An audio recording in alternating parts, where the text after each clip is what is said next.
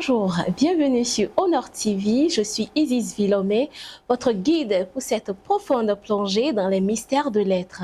Aujourd'hui, nous explorons les dimensions divines de la femme avec un invité exceptionnel, le professeur David Kofi Aza. Pour ce tout premier numéro de cette émission, Les mystères de l'être, nous voudrions rendre un grand hommage au vénérable Aza Kojo-Julien et Madame Clémentine Locono pour avoir été les précurseurs de cette émission. Préparez-vous à découvrir les secrets de la féminité entre spiritualité et empowerment. Professeur David Kofi Aza, bonjour. Bonjour. Merci d'être là. C'est un devoir. Alors, professeur, à quoi se réfère une dimension spirituelle? La dimension spirituelle, de façon globale, se réfère généralement à tout ce qui concerne l'invisible, tout ce qui concerne la métaphysique, tout ce qui concerne la spiritualité. Parce que quand on parle de la dimension divine, ce n'est pas une dimension exclusivement ou directement liée à l'être suprême ou à Dieu tel qu'on conçoit. Tout ce qui a trait à une dimension spirituelle est forcément liée à une dimension divine. Et donc la dimension divine est l'enchevêtrement ou le caractère de tout ce qui peut avoir comme influence ou subir l'influence de la spiritualité, de la métaphysique ou alors de l'ordre des divins. Ok, merci professeur. Et je peux demander, quelle est la conception de Dieu dans la tradition? Dans la tradition, Dieu ne dispose pas d'une forme anthropomorphique que lui prêtent souvent les religions dites monothéistes.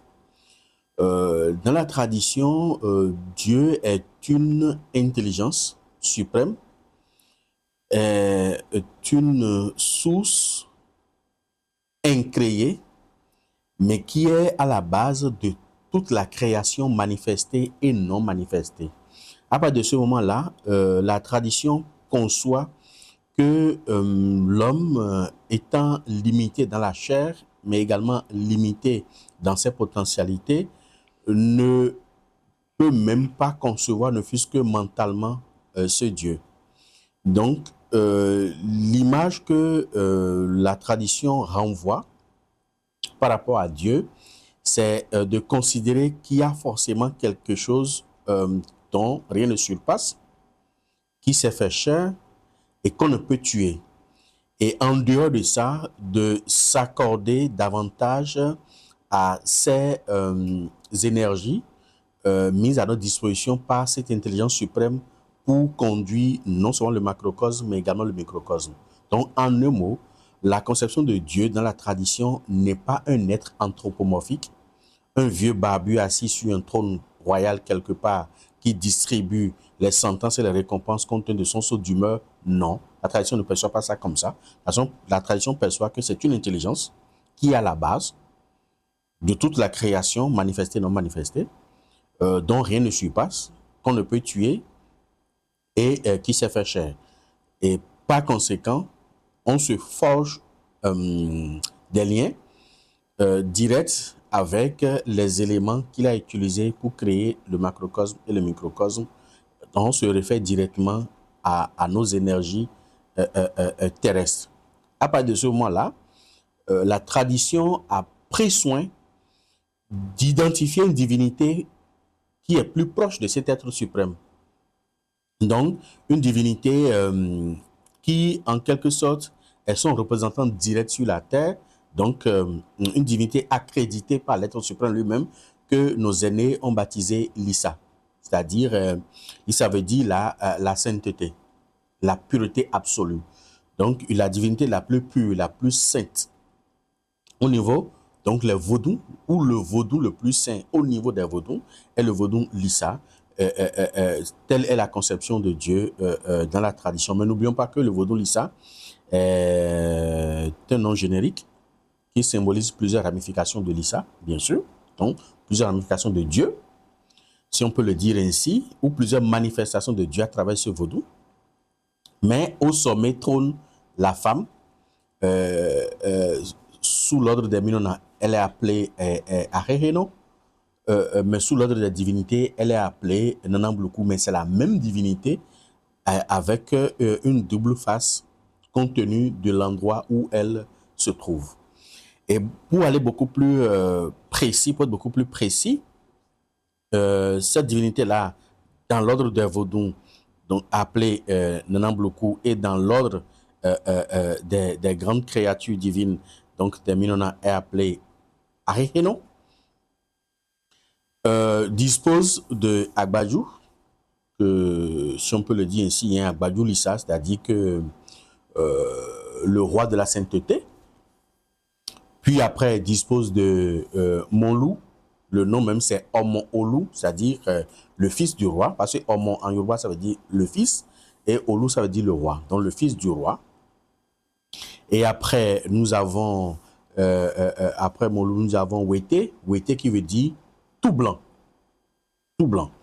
Et là, c'est un Lisha qui est directement lié aux albinos. Et après, nous avons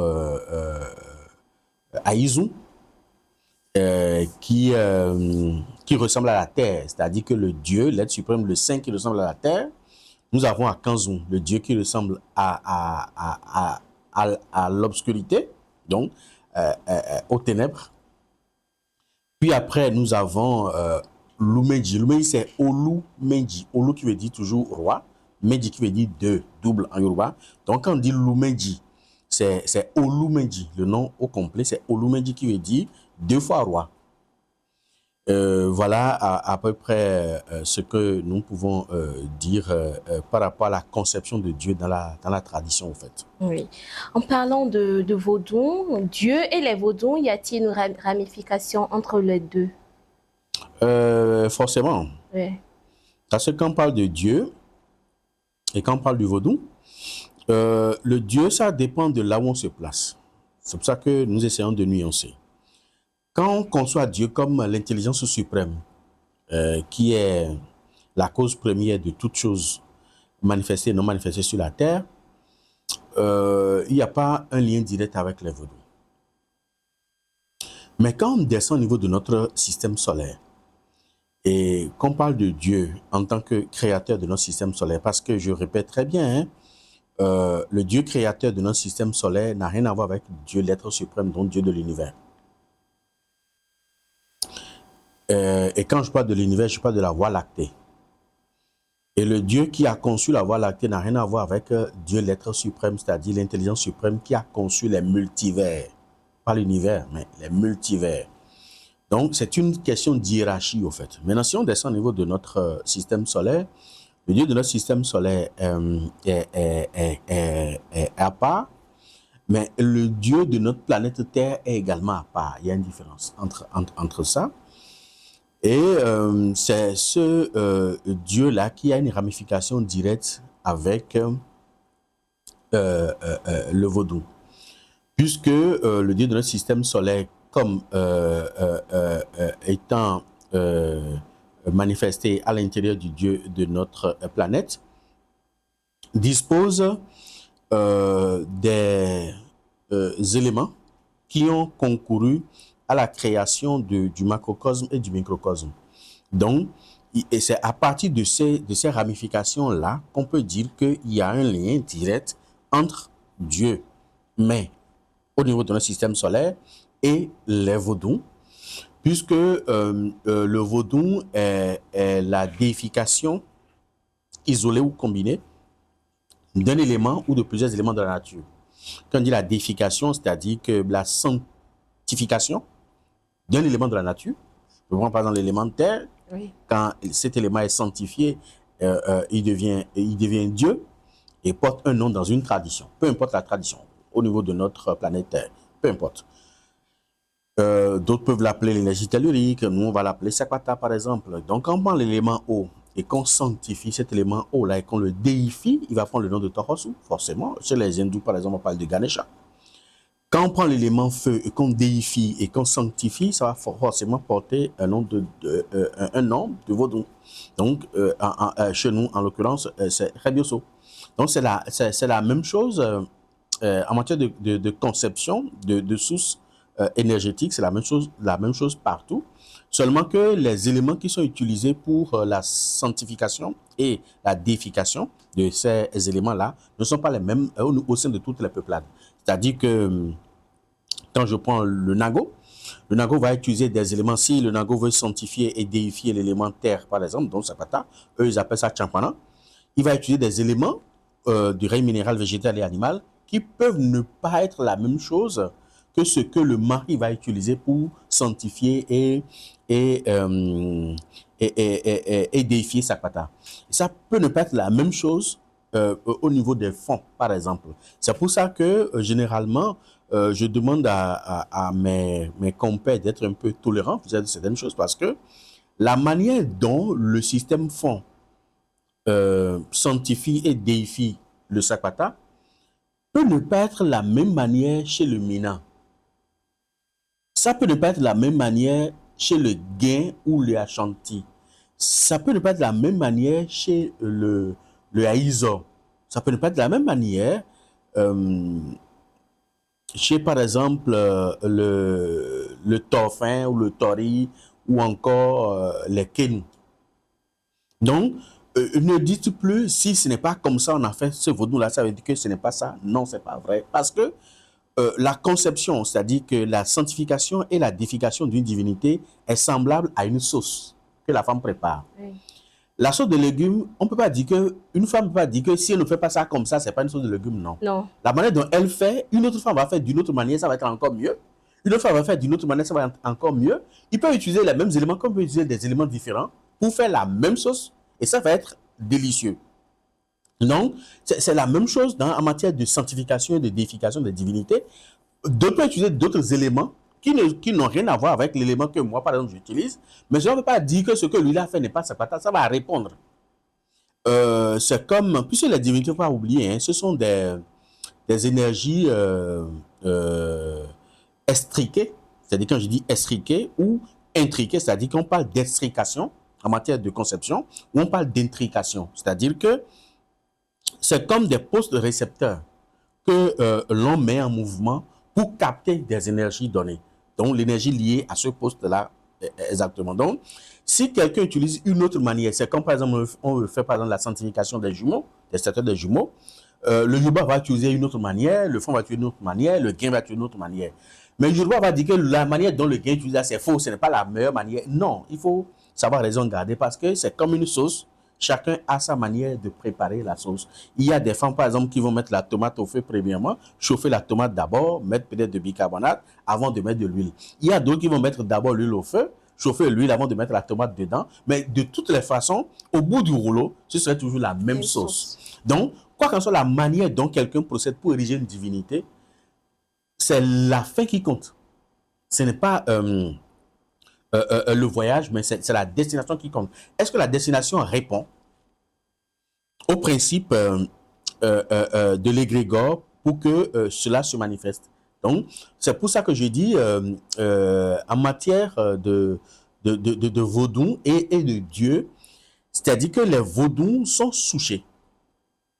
L'érection ou la sanctification est faite à telle enseigne que cette énergie soit directement connectée à la grande énergie pour siphonner la force centrifuge et la force centripète afin de pouvoir se déployer sur la terre par rapport à l'individu ou au commanditaire qui veut bien avoir cette divinité-là.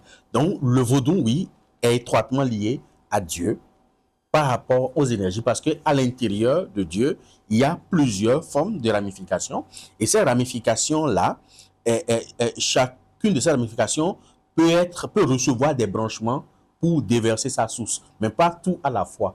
Donc, si par exemple on veut se brancher sur l'énergie tellurique, on va ériger un réceptacle de Sapata pour se brancher directement sur l'énergie tellurique. C'est scientifique au fait, les versions du vaudou, ça n'a rien de sorcellerie, c'est purement technique.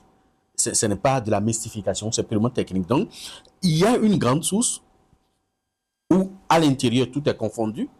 Donc, il y a l'énergie tellurique à l'intérieur, il y a l'énergie aérienne que nous appelons dedans, il y a le feu cosmique, il y a l'énergie aquatique, il y a l'énergie de résistance qui est goût, il y a les lettres duel, il y a également les lettres de virilité, il y a les lettres de fécondité. Donc, ça dépend de ce que nous on veut.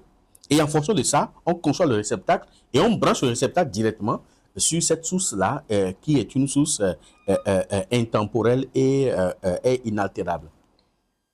Merci, merci, professeur. Professeur, dites-nous, Dieu a-t-il un sexe? À la fois, oui et non.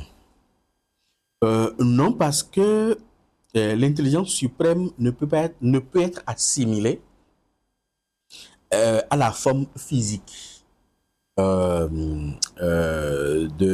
l'homme. Si elle est assimilée à la forme physique de l'homme, là on dira oui, Dieu a un sexe. Ce qu'il ne faut pas perdre de vue, c'est quand les laborantins, je dis laborantins parce qu'ils sont considérés aujourd'hui comme des dieux, parce qu'ils nous ont modifiés génétiquement. Nous sommes le fruit d'une modification génétique, les humains. Et quand ceux-là nous ont modifiés génétiquement, ils ont exclamé, voilà, l'homme est devenu un des nôtres. C'est-à-dire que quand on dit que Dieu a créé l'homme à son image, ce n'est pas l'énergie suprême qui a créé l'homme à son image. Parce que l'énergie suprême n'est pas à l'image de l'être humain et l'être humain ne peut même pas être à son image. Non. Mais les laborantins qui nous ont génétiquement modifiés, nous ont modifiés à leur image parce qu'ils ont pris leur ADN pour nous perfectionner, pour qu'on soit des esclaves qui doivent leur servir. C'est pour ça que je dis souvent que nous sommes des marionnettes dans les mains de ces dieux-là qui sont les concepteurs de notre système solaire. Ce n'est pas un, mais ils étaient 24. Est-ce qu'ils sont toujours 24? Mais c'est 24 dieux qui ont génétiquement modifié l'être humain à leur image. Donc, nous ne sommes pas à l'image de l'être suprême, mais nous sommes à l'image de nos concepteurs, de ceux qui nous ont modifiés génétiquement.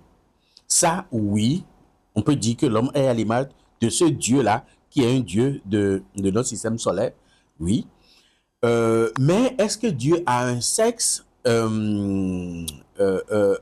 ne saurait le dire avec précision, mais ce que nous savons, c'est que les énergies évoluées atteignent l'androgyna. L'androgyna, c'est la capacité ou la faculté d'incarner les deux sexes à la fois. C'est pour ça que nos aînés, par exemple, estiment que cet être au-dessus de tout, que nous appelons Maoulissa, est un dieu androgyne. Il y a Maou, il y a Lissa, ou encore on parle de Segbo, Elissa. Et dans l'érection, donc dans la conception même de la divinité, on ne sanctifie pas le Segbo. On ne déifie pas le Segbo. C'est pour ça que vous ne verrez jamais un Segbo non, mais vous verrez un Lissa non. Même si on parle de Segbo Lissa, on consacre l'adepte à Lissa et non à Segbo. Segbo, c'est Segbo veut dire, ça veut dire le destin. Oui. Bo veut dire grand. Le préfixe Bo veut dire grand.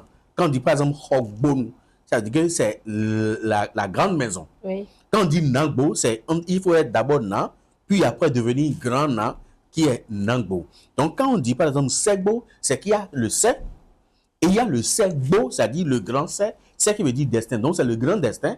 Puis après, on dit Lissa. C'est-à-dire que c'est le grand destin qui est directement rattaché à la grande sainteté, à la grande pureté.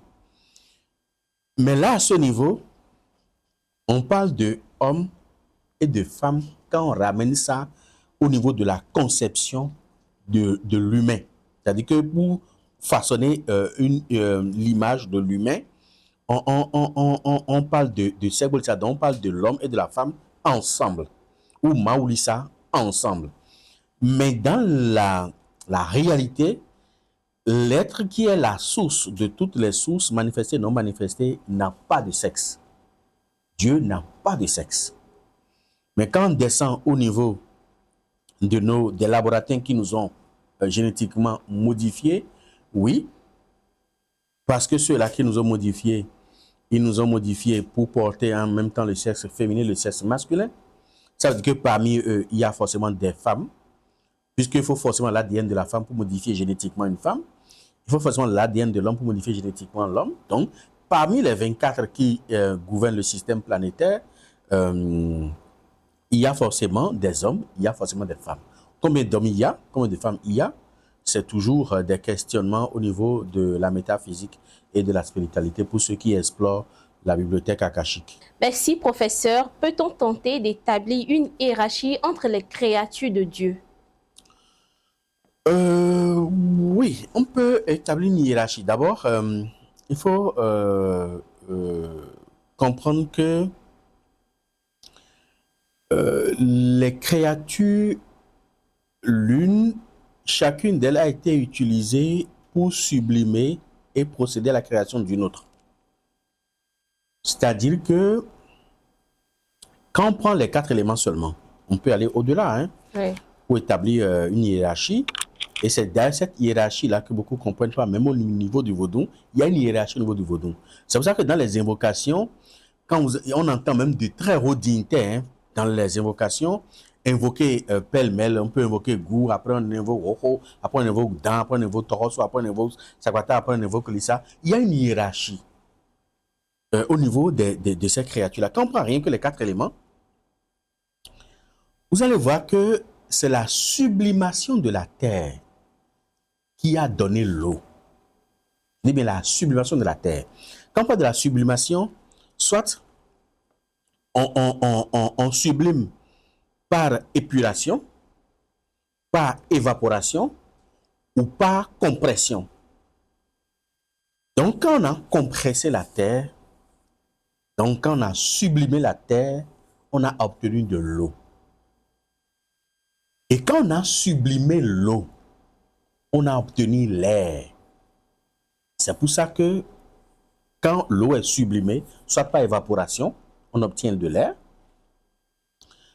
soit par réchauffement, on obtient également de l'air. Donc, quand l'eau a été sublimée, on a obtenu de l'air. Mais quand l'air a été sublimé, on a obtenu le feu. C'est pour ça que le feu, cette lumière qui est devant nous, par exemple, Ouais. il suffit de couvrir de façon hermétique et qu'il n'a plus d'air, il s'éteint. Donc, c'est l'air qui permet d'avoir le feu par la sublimation. Alors, pourquoi je donne juste d'abord les 4 éléments? Parce que la terre chez nous est Sakwata.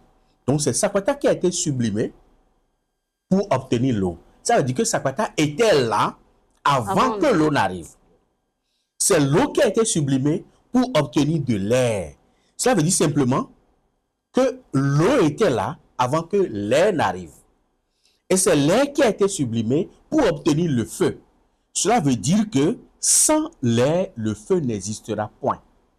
Et comme l'air a été sublimé pour obtenir le feu, cela veut dire que l'air existait avant le feu. Alors, pourquoi je dis ça? Parce que la terre, c'est Sakwata. C'est-à-dire que Sakwata existait avant Torosu. Comme c'est Torosu qui a été sublimé pour obtenir Dan, qui est l'air, c'est-à-dire que Torosu existait avant l'air.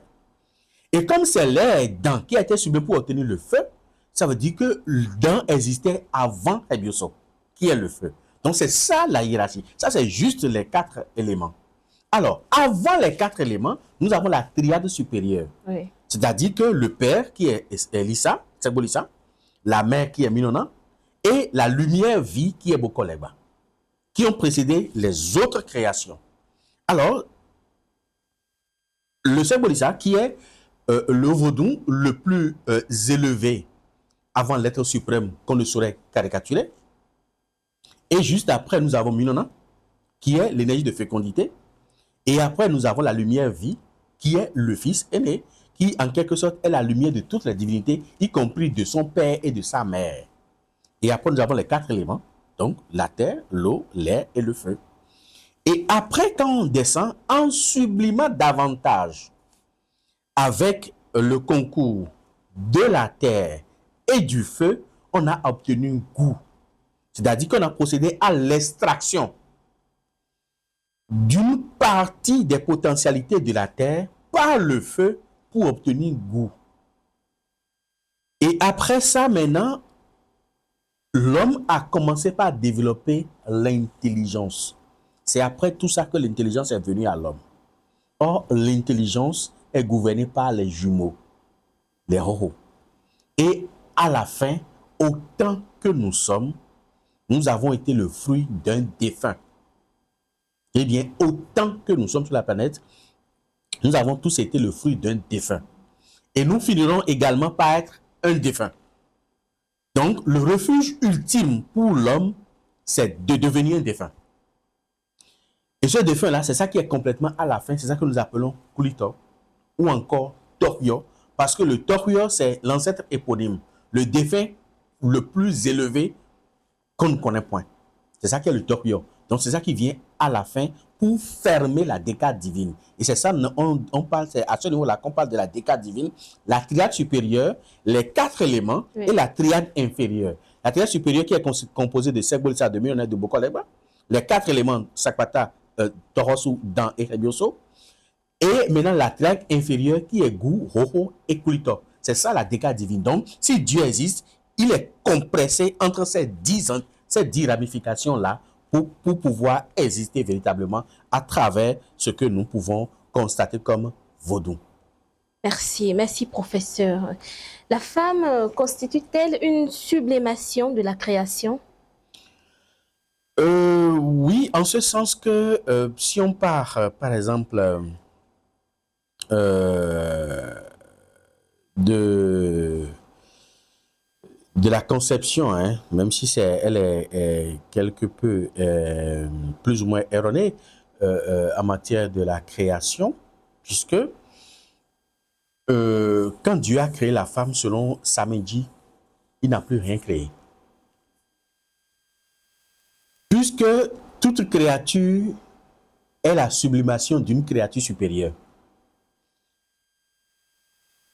Et nous, les humains, nous sommes la sublimation, plus ou moins, de ceux qui nous ont créés, qui ne sont pas Dieu. Je respecte Dieu, j'insiste, ce n'est pas Dieu qui nous a créés, mais ce sont des laborantins qui nous ont créés de façon génétique et modifiée. Donc, si, par exemple, je prends le cas de l'être que nous sommes et que nous envisageons, par exemple, la reproduction, ou alors nous envisageons imiter Dieu. Oui. La seule espèce capable d'imiter Dieu, si je dis Dieu, je ne parle pas de l'être suprême, mais nos laborantins, la seule espèce capable d'imiter Dieu en matière de procréation, c'est la femme. Et deuxième chose, au samedi, au samedi, dit, c'est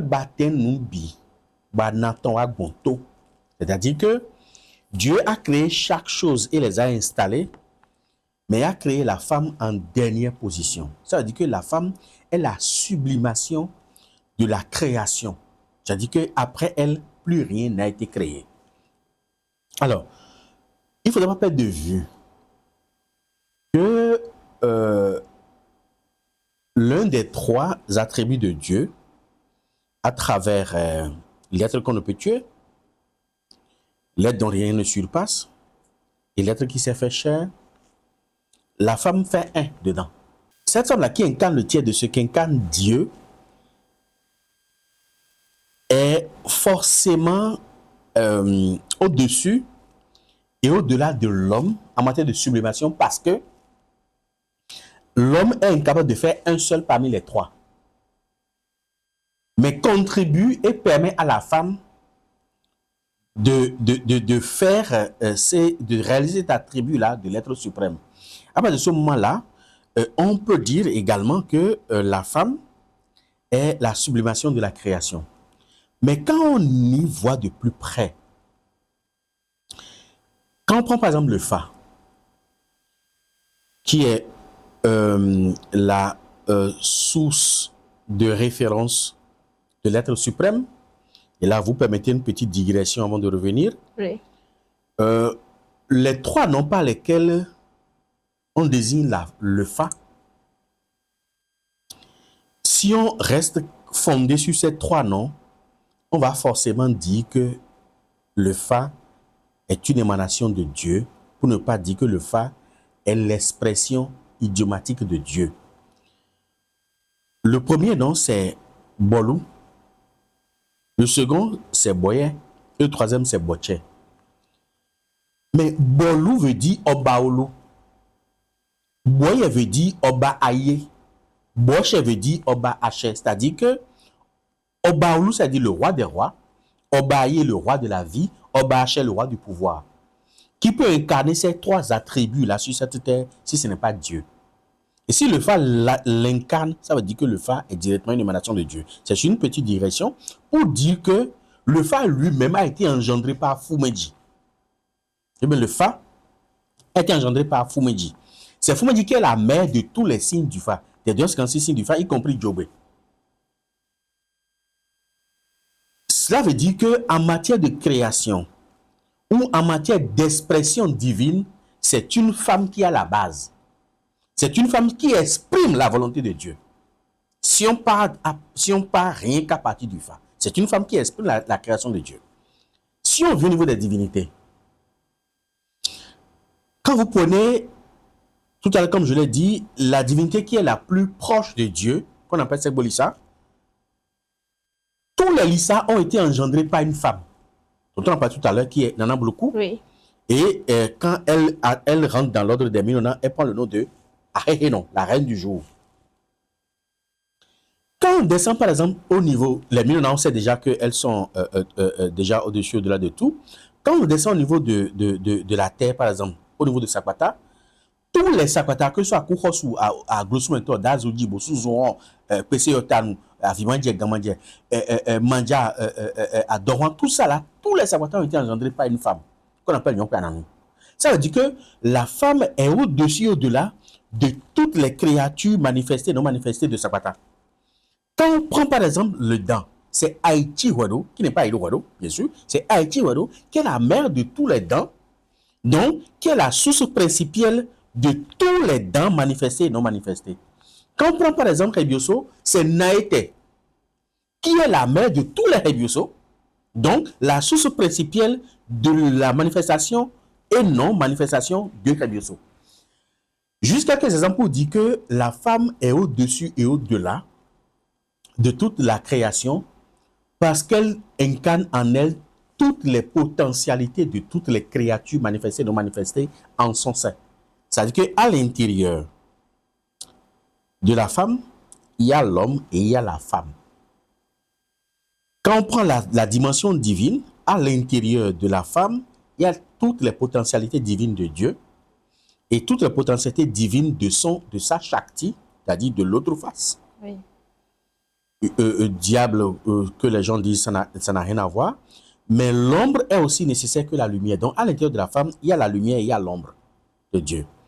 Ce que l'homme n'incarne pas complètement. Je dis bien complètement.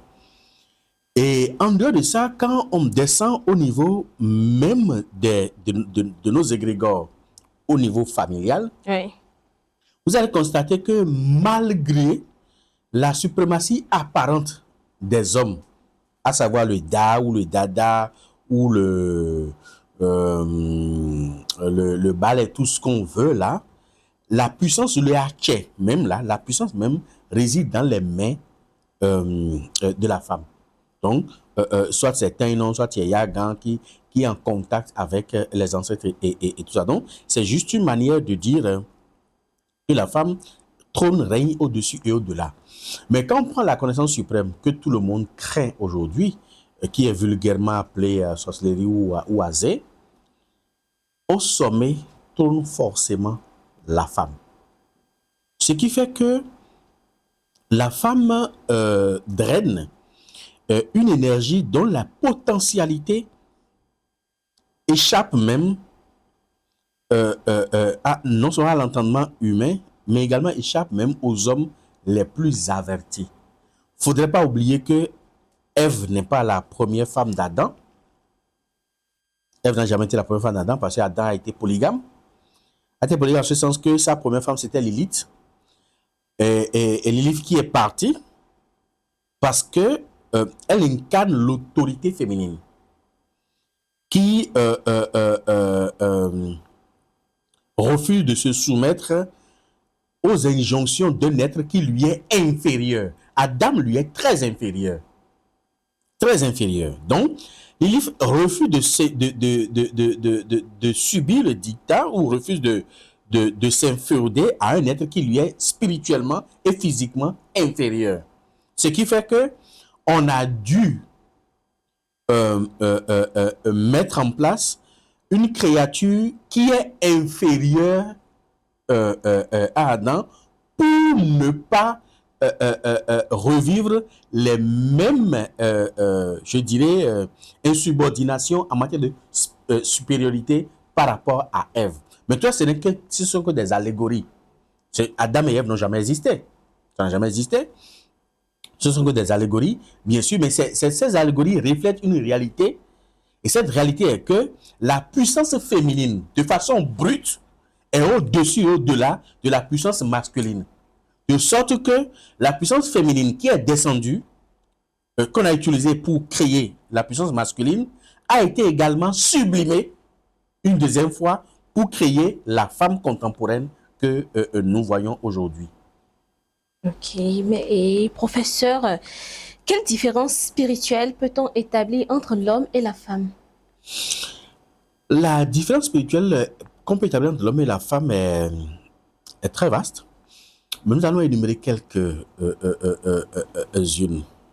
Déjà, j'ai parlé tantôt qu'à l'intérieur de la femme trône l'homme. Oui.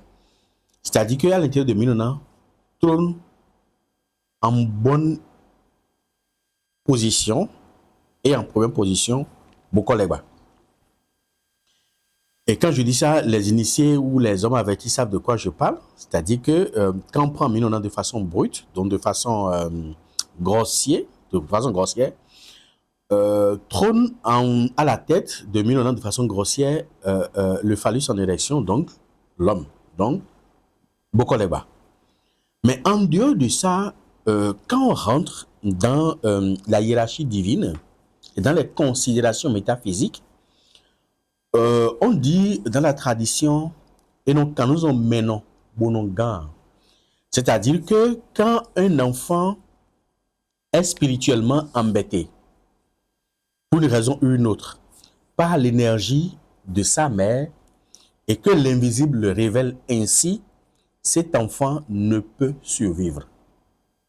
Mais par contre, quand c'est côté paternel, oui, l'enfant peut survivre. Cela veut dire que en matière de kourou spirituel, la puissance de la femme est au-dessus et au-delà de celle de l'homme. En dehors de ça, il ne faudrait pas oublier que l'aura de la femme est une aura qui évolue de façon où se manifeste de façon binaire. C'est-à-dire que la femme peut manifester à travers son aura l'instinct masculin. À travers son aura. La femme peut manifester à travers son aura l'instinct masculin, comme elle peut également manifester à travers son aura l'instinct féminin. C'est-à-dire que la femme peut être un redoutable adversaire en matière de potentialité tant physique que spirituelle, mais elle peut également être une mère nourricière, une mère aimante en matière également de proximité avec ses filleuls, pour ne pas dire seulement que ses enfants, parce qu'il n'y a pas que les enfants biologiques d'une femme qui constituent des enfants. Mais en dehors de ça, il faudrait également faire remarquer que la supériorité de la femme n'est pas seulement que spirituelle, elle est aussi non seulement métaphysique, elle est également divine, parce que quand nous remontons les énergies supérieures au niveau de la planète, au niveau de notre système planétaire, au sommet trône forcément l'énergie que nous pouvons appeler, bien sûr aujourd'hui, l'énergie christique, qui est une énergie purement féminine. l'énergie que les Hébreux appellent Yod He Vav He, qui signifie pas grand-chose si ce n'est que le nom d'un prince. Quand on tient compte de la source des religions monothéistes, bien sûr, le nom d'un prince qui s'est révolté, s'est rebellé contre son père pour prendre le royaume de son père, qu'on appelle Yahweh finalement. Mais c'est que c'est un nom d'emprunt à une énergie purement féminine. En dehors de ça, il faudrait également souligner que la supériorité aussi est également liée à la transmission. La transmission de la connaissance spirituelle et la transmission de la connaissance matérielle. Autant que nous sommes, qu'on soit homme ou qu'on soit femme, nous avons été conçus, accouchés et puis alertés par une femme. Alors, les premiers laits ou le premier lait que l'enfant prend chez sa mère conditionne sa vie spirituelle, sa vie physique et sa vie métaphysique. C'est pour ça que la tradition demande à ce que la maman commence l'allaitement par la puissance spirituelle avant de venir à la puissance physique. Quand l'allaitement débute par le sein gauche, l'enfant est préposé pour développer en excès les potentialités spirituelles. L'enfant devient un enfant pieux, un enfant qui craint l'invisible, qui craint la spiritualité, donc qui a la crainte de Dieu. Mais quand l'allaitement débute par le sein droit, l'enfant ne croit qu'à la force physique, ne croit qu'à la dimension matérielle de la vie. C'est des gens qui ne croient en rien en matière de spiritualité, en rien en matière de Dieu. Même pour eux, ils croient à ce qui est physique. C'est des gens qui sont beaucoup plus portés sur les preuves physiques, donc sur la force physique, qui ne croient qu'à la dimension physique de l'homme et de l'être et de la nature, point barre. Mais c'est vrai que il faut accorder de l'importance à la dimension physique, mais il faudrait également accorder la plus grande importance à la dimension spirituelle, parce que pour que quelque chose se manifeste sur le plan visible, c'est que la chose a été décrétée sur le plan invisible. Ou alors, le conditionnement ou le réajustement par rapport à la volonté physique fait que l'invisible procède à des aménagements donnés. Donc, voilà quelques indices pour dire que sur le plan spirituel, la femme incarne quelque chose de très grand. D'accord, professeur, merci beaucoup. On attribue souvent le chiffre 7 à la femme et le chiffre 9 à l'homme. Sur le plan spirituel, que représentent ces deux chiffres, pris séparément, mais également mis ensemble? D'accord. Le chiffre 7 est le chiffre d'expression de Dieu. Oui. Le chiffre d'expression de Dieu. Donc, le chiffre à valeur spirituelle ou à valeur hautement spirituelle, ou le chiffre le plus spirituellement élevé est le chiffre 7, qui est l'expression de Dieu. Et c'est le chiffre de la femme. Le chiffre 7. Le chiffre 9, par contre, est le chiffre de l'homme, mais c'est le chiffre de la limitation. C'est le chiffre de la force brute. Ce qui fait que tout chiffre multiplié par ce chiffre 9 est réductible à 9. Donc, 9 constitue la limitation où tout s'arrête. À 9, tout s'arrête. Et au-delà de 9, tout recommence à 0. Donc, l'homme incarne la limitation, donc la force brute, capable de tout arrêter physiquement, bien sûr, et ça s'arrête là. C'est-à-dire que c'est comme l'homme est le gardien de la femme. Donc, le boy de la femme, en fait. L'homme est là pour protéger la femme, pour que rien ne dérange la femme. C'est ce qu'exprime le chiffre 9. Mais quand on met les deux chiffres ensemble, ça donne 16. Le 16, nous savons tous que si on prend par exemple au niveau du phare, on va parler des 16 grands signes mères, des 16 signes mères du phare, ou tout ce qui va avec. Mais le problème véritable, c'est que l'homme et la femme mis ensemble est égal à la femme. C'est-à-dire que quand on prend 9, qui est l'homme, Oui. plus 7 qui est la femme, Oui. les deux ne sont pas égales à l'homme et la femme, mais les deux sont égales à la femme. C'est que quand vous prenez 9 et le 7 ensemble, ça fait 16. Oui. Le 16, quand vous faites la réduction théodophique, tétractis, vous obtenez encore 7, qui est égal à la femme. Donc, quand on met l'homme et la femme ensemble, Oui. ça n'équivaut ni à l'homme et à la femme à la fois, mais ça équivaut seulement et uniquement à la femme. Ça veut dire que la femme a toutes les potentialités et toutes les facultés colloïdales d'absorber l'homme, et l'homme disparaît. C'est ce que cela veut dire, le 7, le 9, et séparément, et mis ensemble, voilà ce que ça veut dire. Ok, professeur, en quelques mots, à quoi se résument les attributs spirituels de Dieu? Les attributs spirituels de Dieu se résument en 3 points. Oui. Il est au-dessus, au-delà de toute autorité, donc il est le roi des rois. Il est au-dessus et au-delà de toute vie. Donc, quand on parle de la vie, on parle également de la mort. Il est au-dessus, au-delà de toute vie, donc au-dessus, au-delà de toute mort. Donc, il ne peut pas mourir. Cela veut dire qu'il est le roi de la vie. Il est au-dessus et au-delà de tout pouvoir, tant spirituel que physique. Ça veut dire qu'il est le roi du pouvoir. Donc, les 3 attributs de Dieu, c'est qu'il est le patron des patrons, il est le patron de la vie et il est le patron du pouvoir. Et à partir de là, on sait clairement que quand on parle de Dieu, à quoi cela se réfère. Mais ces 3 attributs de Dieu, de l'être suprême, ne sont que des intelligences.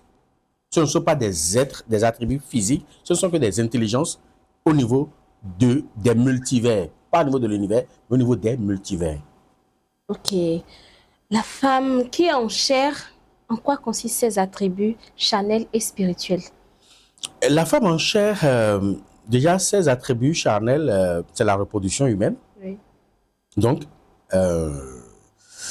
la perpétuation de la vie, qui est d'ailleurs la première recommandation de nos laborantins qui nous ont modifiés génétiquement, qui nous ont ordonné en nous disant multipliez-vous, remplissez la terre. Donc, la femme est chargée de remplir la terre. La femme est chargée de la transmission.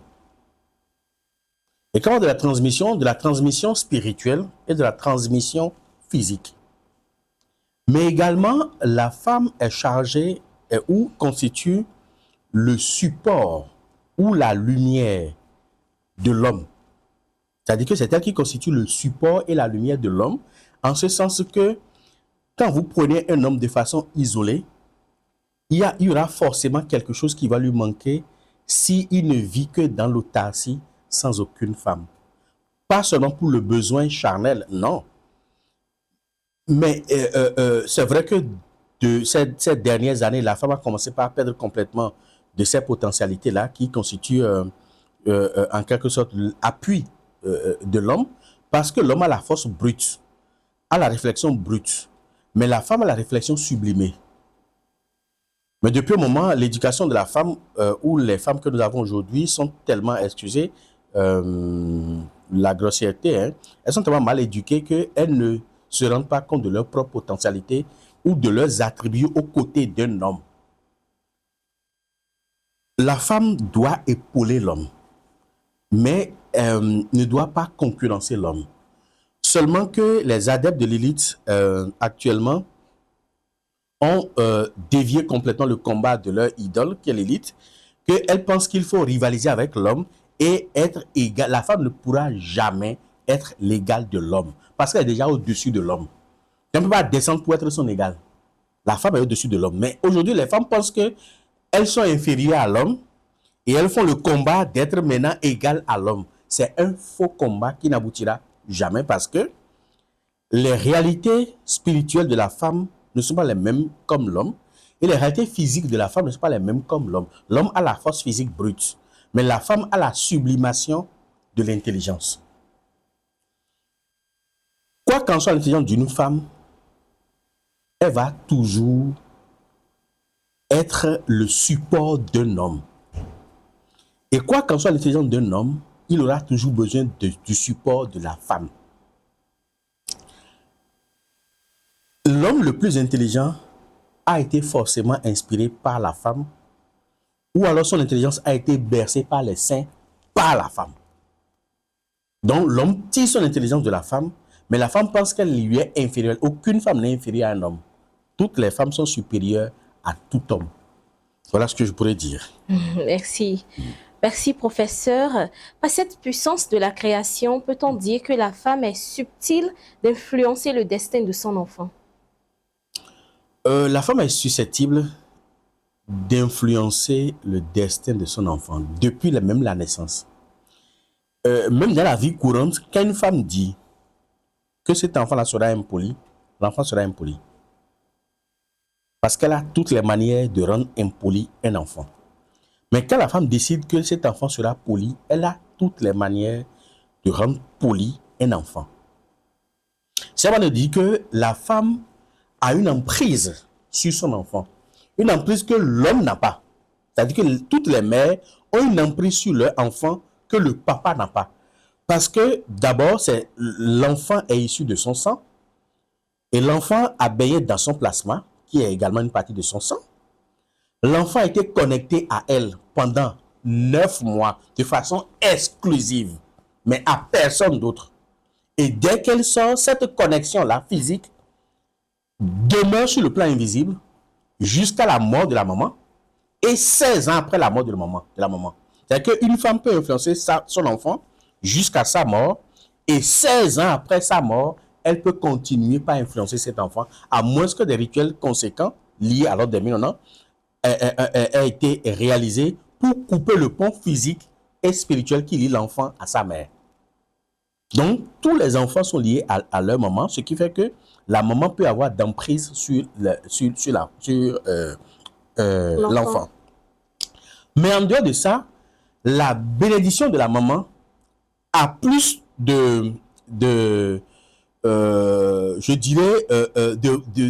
d'efficacité sur l'enfant que la bénédiction paternelle.